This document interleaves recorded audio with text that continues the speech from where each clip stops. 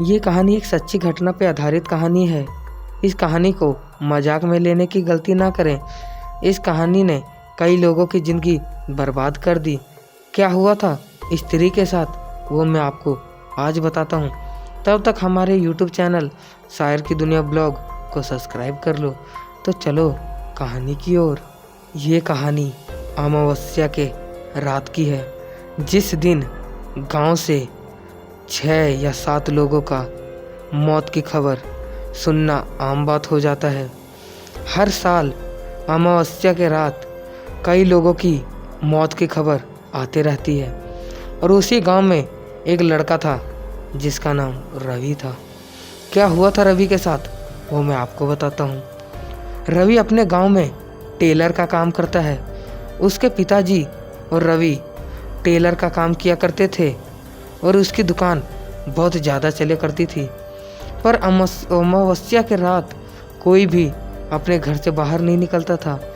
बचपन से रवि को सुनने में ये आया था कि जो भी अमावस्या के रात घर से बाहर निकलेगा उसको अपनी जान गंवानी पड़ेगी। उसके दिमाग में कुछ समझ नहीं आता था कि ये क्यों है। हर घर के बाहर स्त्री कल आना इस प्रकार का लिखा रहता था। ये भी उसे पता नहीं था कि क्यों लिखा है। जब भी वो कलर मिटने लगता था उसी के ऊपर वापस से कलर लगा के स्त्री कल आना इस प्रकार का लिख दिया जाता था। एक दिन भी उसको मिटा हुआ नहीं रहने देते थे। रवि ने कई बार पूछा पर उसके पिताजी ने उसे कभी नहीं बताया कि ये क्या है इसका कारण। लेकिन अमावस्या की रात हमेशा रवि को ज़बरदस्ती घर के अंदर सुबह से ही रखा जाता था।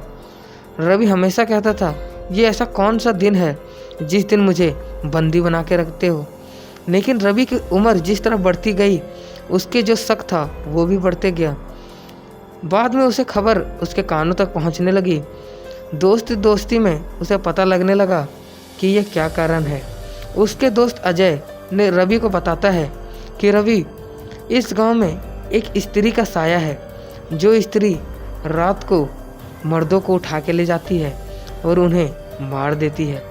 रवि तो इसको पहले मजाक में लेता है, लेकिन बाद में पता लगता है कि उसी अमावस्या के रात को एक आदमी लापता है।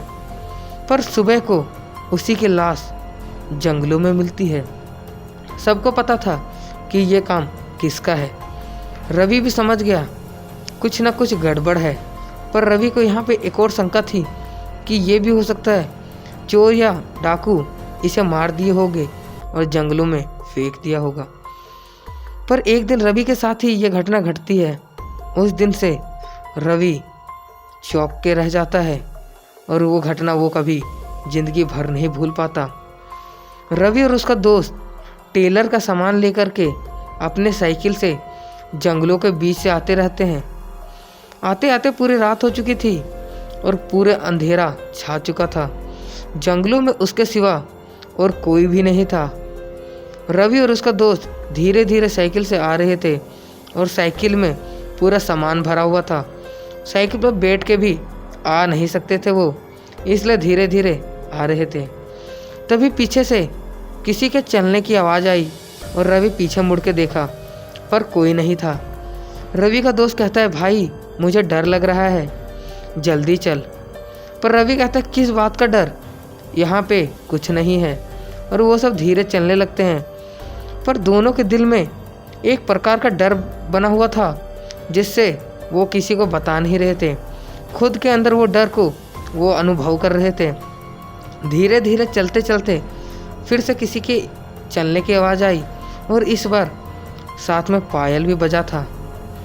दोनों ने पीछे मुड़ा और जैसे आगे देखा तो उनकी आंखों के सामने एक सफ़ेद रंग की साड़ी पहनी हुई स्त्री खड़ी हो गई। लेकिन तुरंत वो वहाँ से गायब भी हो गई। रवि और उसका दोस्त नीचे गिर गए और साइकिल भी गिर गई। साइकिल का सामान पूरा रोड पे बिखर चुका था। रवि और उसका दोस्त उठता है और तुरंत साइकिल का सामान वापस से रखने लगते हैं। पर रखते रखते जोरों की हवा वहाँ पे चलने लगती है और सामान इधर उधर उड़ने लगता है। वो पेपर को इधर उधर उठाने के लिए वो दोनों भागने लगते हैं और इकट्ठा करके तुरंत वहाँ से साइकिल लेके वो निकल पड़ते हैं। पर देखते हैं कि पीछे अभी भी 5-6 पेपर उड़े हुए थे। उसका दोस्त कहता है तू यहीं पे साइकिल लेके रुक, मैं तुरंत उस पेपर को लेके आता हूँ। और उसका दोस्त पेपर को लेने के लिए थोड़ा सा पीछे चला जाता है और पेपर को वो उठाने लगता है। पेपर को उठाते उठाते एक पेपर बचता है और उसके पास जाता है। जैसे ही वो उठाने वाला होता है तभी पेपर के सामने कोई खड़ा था। वो कौन था? वो धीरे धीरे रवि का दोस्त उसका मुंह देखने के लिए अपनी मुंडी को ऊपर करते जाता है। और जब वो देखता है तो वो वही स्त्री थी जिसके मुंह पूरा जला हुआ था, आंखों से खून और मुंह से खून निकल रहा था। उसका दोस्त चीखने और चिल्लाने लगता है और पेपर छोड़ के भागने लगता है। रवि के पास आता है और वो दोनों साइकिल वहीं पे छोड़ के भागने लगते हैं। पर साइकिल पता नहीं कैसे उनके पीछे आ रही थी। कोई भी साइकिल चलाने वाला नहीं था, पर साइकिल उनके पीछे आ रही थी और इतने ज़ोर से आई और दोनों को टक्कर मार दिया और दोनों वहीं पे गिर गए। रवि उठता है और अपने दोस्त को भी उठाता है, पर उसका दोस्त वहाँ पे घायल हो चुका था। उसके दोस्त के सर पे पत्थर लग चुका था और वो वहीं पे बेहोश हो गया। रवि उसको उठाने का पूरा प्रयास करता है पर वो नहीं उठ पाता। रवि को अब ज़्यादा ही घबराहट होने लगी कि अब वो करे तो करे क्या। तब तक पीछे से किसी के चलने की आवाज़ और फिर आगे से चलने की आवाज़, चारों ओर से उसके कानों में किसी के चलने की आवाज़ गूंज रही थी। रवि समझ चुका था वो स्त्री अब इसे ले जाएगी। पर जैसे वो अपने दोस्त को नीचे देखता है तो उसका दोस्त वहाँ पे नहीं होता। वो अपने दोस्त को ढूंढने लगता है पूरे जंगलों में, पर उसका दोस्त वहाँ पे कहीं नहीं होता। वो चिंता करके जंगलों से भागने लगता है और अपने घर पहुँच जाता है।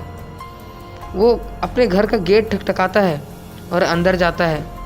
उसके शरीर पूरे पसीने से लथपथ हो चुकी थी। उसके पापा उसे टॉवल देते हैं और पूछते क्या हुआ। वो अपने पापा को पूरी बात बता देता है कि किस प्रकार वो जंगल में गया और आने के समय वो स्त्री ने उसके दोस्त को मार के ले गई। अब पता नहीं कल सुबह को उसका दोस्त कहाँ पे मरा मिलेगा। इसके पापा को जैसे पता लगता है कि ये रवि और उसका दोस्त जंगल में गए थे, उसके पापा समझ जाते हैं कि अब स्त्री आज के रात रवि को भी ले जाएगी।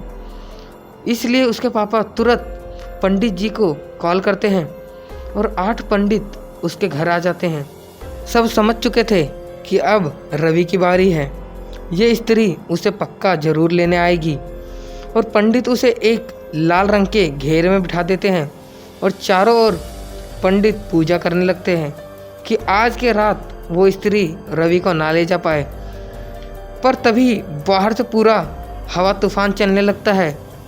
चारों ओर लिखा था स्त्री कल आना, परंतु गेट अपने आप दरवाज़ा रवि के घर के खुलने लगता है और पूरा घर हवा में लथपथ हो जाता है। पूरा तूफान पूरे गांव में चलने लगता है। किसी का घर उड़ने लगा, किसी का घर टूट गया। उस तूफान ने बहुत नुकसान किया है और अभी भी रवि को क्या गारंटी कि उसे उठा के वो स्त्री ना ले जाए। तभी एक पंडित मरने के हालत में आ गया। लग रहा था कि उसका गला कोई दबा रहा है और पंडित वहीं पे बेहोश हो जाता है। अब बचे थे 7 पंडित। तभी एक बड़ा पंडित सभी को कहता है सब एक साथ हाथ पकड़ लो और पूजा आरंभ रखो। और पूजा शुरू ही रहता है। तभी पूरा शांत हो जाता है।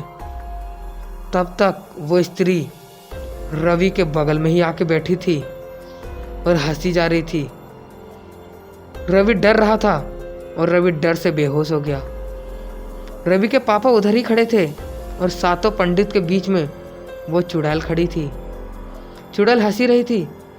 तभी बड़े पंडित ने एक लाल रंग का धागा निकाला और उस चुड़ैल के गले में बांध दिया।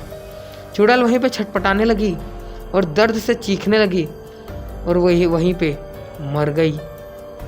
उस दिन से गांव में कभी भी कोई साल स्त्री का नामो निशान उस दिन से नहीं दिखा। पूरे गांव वाले मानते हैं कि रवि के वजह से ही अभी स्त्री का नाश हुआ, वरना जिंदगी भर हमारे गांव से कोई ना कोई लापता होते रहता। पर एक दुख की बात है कि रवि का दोस्त मरा हालत में मिला था। पर क्या करे, होनी को कौन टाल सकता है। यही थी आज की डरावनी भूतिया कहानी।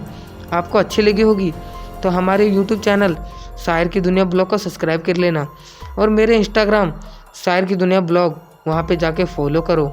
आपको भी कहानी भेजनी है तो इंस्टाग्राम पे सेंड करो, मैं आपकी कहानी ले करके जल्द आऊँगा। तो डरते रहो और सावधान रहो।